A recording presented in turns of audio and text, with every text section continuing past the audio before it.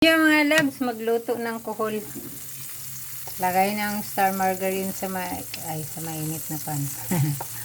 Bawang. Ayan, nag-brown na. Sabay na yung luya at saka sibuyas. Sunod ang kamatis.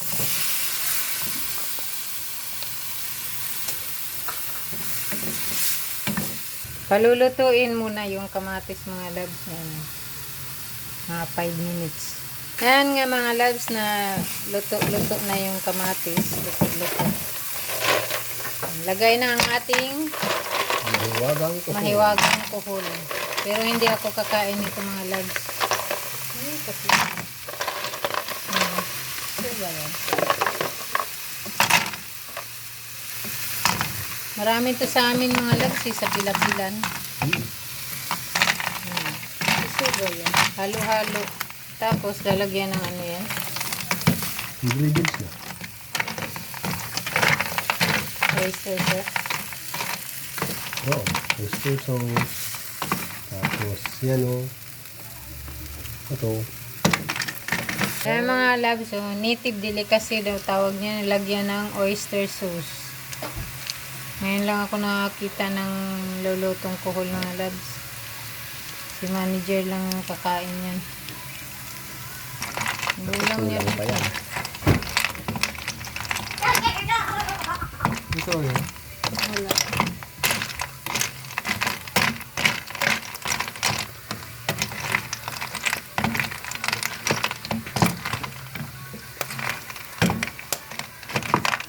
Ito lang kadami. Lagyan ng konting sabaw. Mami, ang tiri po, ma? Ay, tubig pala. Mami, ang tiri? Ganyan lang mga loves. So, halo-halo lang. Halo-halo lang. Halo-halo lang. Halo-halo lang. Halo-halo lang. Lalagyan na ng paminta at saka laurel.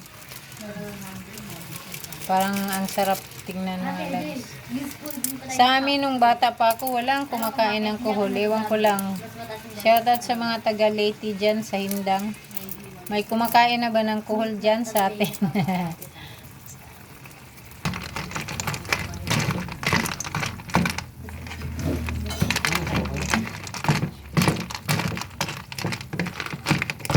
Lagyan ng konting asin. Depende sa pangtas. Ang mahiwagang seasoning. Kunti lang. Ayan ang mga labs, luto na ang ating kumukulong kuhol. Kumukulong kuhol. Yan ang ulam for today's video. Thank you for watching. God bless us more.